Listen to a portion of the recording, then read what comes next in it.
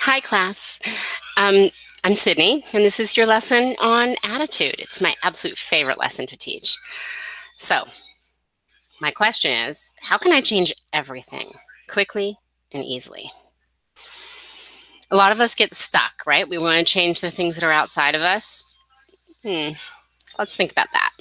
So, our first step, I want you to complete the sentence stems with as many examples as you can, right? I have to make a long list of things that you have to do. And I can't make a long list of things that you can't do. You can do this writing anywhere. You can grab a piece of paper. You can do it on your phone. Whatever you have available to you, take a pause of this video and write the lists. And then come back to it when you've got your list done. Okay? All right. So we're back. And your list might look something like this. These are very common lists. Often, if I was doing this in a classroom setting, we would share out and put our lists together on the board. But here's some common things that come up. I have to go to school. I have to study hard. And then things like I have to eat, sleep, and breathe, right? Those seem very involuntary. They're definite have-tos. And then things like I can't understand math or play sports or dance or play an instrument will often come up on the other side, depending on who the person is, right? So let's see. Your next step is to cross out I have to and replace it with I choose to. And cross out I can't and replace it with I don't want to badly enough. And now we're going to talk through these lists because usually I get argument at this point. So often I'll get the argument, no, but I have to go to school. Like, you don't understand, miss. I have to go to school. But I'm going to push back on you because I've been working in a transfer school that specializes in truancy for 17 years. And so I've seen very clearly that school and going to school is a choice, that there's no level of have to that works for everyone. So it's a choice.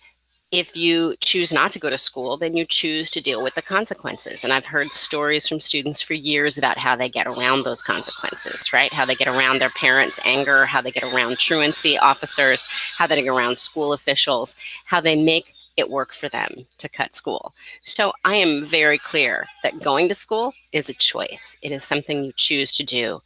Maybe it's to make your parents happy. Maybe it's to make someone else happy. Maybe it's because you have future goals, but it is because of a reason. It's not a have to, right? You choose to. And I do think that when we have our power, we make better choices and we do a better job of living, because when we feel oppressed, like I have to, it's just harder to get motivated. All right. So I have to study hard. Well, no, you don't. You choose to because you want to get good grades. If you don't study hard, you might not get good grades. It depends on the subject and how easily it comes to you. Everybody's different. Some things come quickly. Other things we have to study hard at. But it's not a have to, it's a choose to. All right, but you might say, yo, miss, eat? I have to eat. No, you don't. Gandhi chose not to eat to make a point about colonialism in India. He went on a hunger strike. Other people have done that too. We choose to eat because we don't like the consequences. We don't like feeling hungry. We don't want to, have no low blood sugar and feel shaky. We choose to eat because we want to feed our bodies. But it's not a have to. It's a choice. Sleep.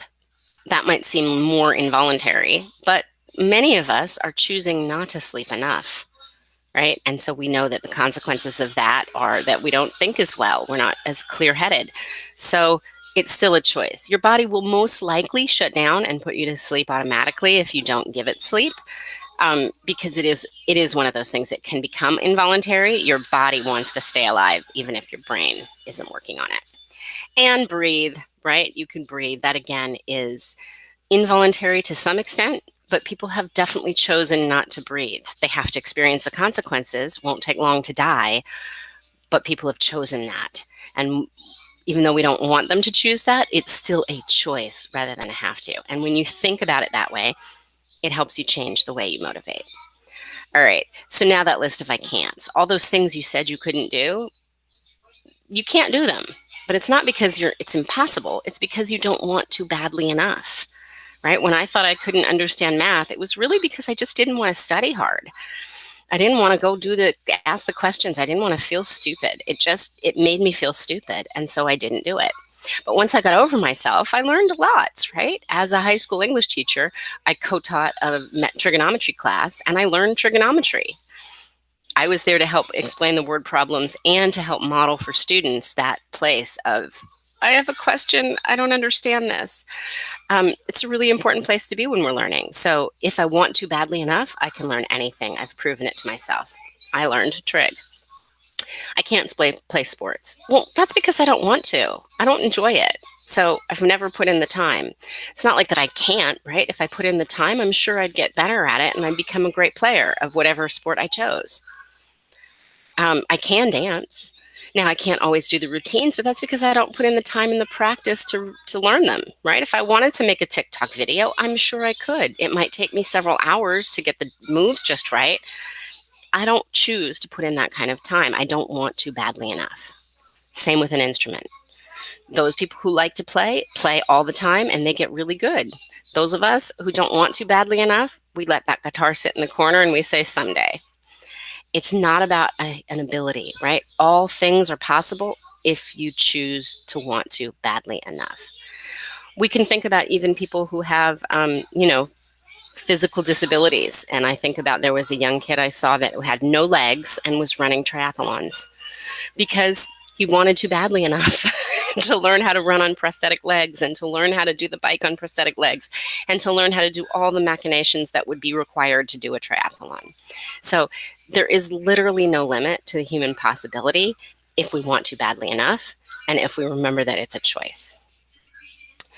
All right, so let's look at this word attitude because this is really what we're talking about. We're talking about your attitude, right? So if I think that I have to do something, it's a settled way of thinking or feeling about someone or something, right? Typically one that's reflected in a person's behavior. So she took a tough attitude toward other people's indulgences. It's just the way that you think about things. I think school's hard, therefore my attitude towards school is aversive. I don't want to do it. Right? A position of the body proper to or implying an action or mental state. The boy was standing in an attitude of despair, right? So you can physically use your body to demonstrate your attitude. If I'm negative, you're going to see eye rolling, you're going to see lowered looks, you're going to see scorn, you might see contempt in my lip, right? That's a body showing you that I have a negative attitude. Whereas if I have a positive attitude, my mind and my body will be more open and my stance will be more open. My whole face will be more open. I might smile, right? You can even see the smile in the eyes. If I have a positive, open attitude, I'm not rolling my eyes. I'm not sucking my teeth. I'm not taking that body posture. And I just put this in here because I think it's important. We often use in an informal way here in North America the word attitude to talk about an uncooperative, resentful, or antagonistic manner. Like I asked the waiter for a clean fork and all I got was attitude, right? Or this is the one that'll come up like, why you got an attitude with me? So that's a more informal use of the word attitude, but attitude itself is neutral. It's not positive or negative. All right, let's do a little more learning about this.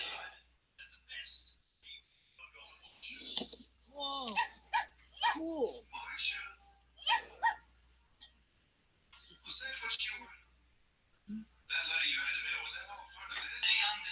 All right. So, what's the message here? Ideally, you would tell me, and it'd be a beautiful class discussion. But since that's not where we are right now, I just hope you noticed that, he had a very negative attitude in the beginning, right? He saw that dog and he was like, oh, God, no. Ugh. But then by the end, his attitude kind of changed because it really doesn't matter whether we have all of our limbs. We can still find all the things that make us happy, right? We can still do whatever we want. And so I loved that message. And here's a little more of an informative text. That was a narrative.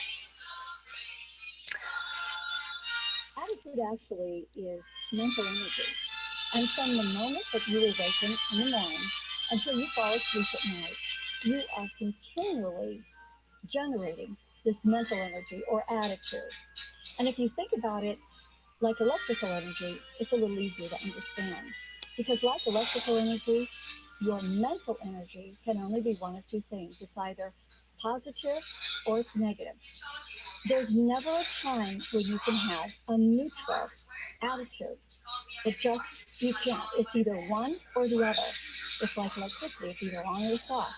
Your attitude right now is either positive or it's negative. And like electrical energy, your attitude, or mental energy, is magnetic. Whatever your attitude is, in any given moment determines exactly what you're going to be pulling into your life. For example, if right now you have a positive attitude, you are drawing out the positive from those with whom you're interacting. When your attitude is positive, that's what you pull from other people around you, is the positive aspects of their personality or their character. If your attitude is negative in any given moment, the only thing you can draw from another person is the negative qualities of their personality or character. It's absolutely magnetic. When your attitude is positive, you draw toward you opportunities that are going to move you in the direction that you say you want to go. When your attitude is negative, you push those opportunities aside and you draw toward you opportunities that are going to move you away from where you say you want to go. And I know you know this on your own. You can't have a positive experience, an uplifting experience, when your attitude is negative. Whatever your attitude is determines the experience that you're going to have in that moment. And that's the truth. If you feel like everybody's out to get you, you're going to experience everyone out to get you. If you expect it to be hard, it will be. Every situation in life, right, is just 10% what happens to you. And the 90% your control. You can decide not to change it, but you're consistently going to keep drawing negativity if you have a negative attitude. So I invite you to make a different choice and work on changing your attitude and being more positive. All right, I hope that was helpful, and I'll see you next time. Bye.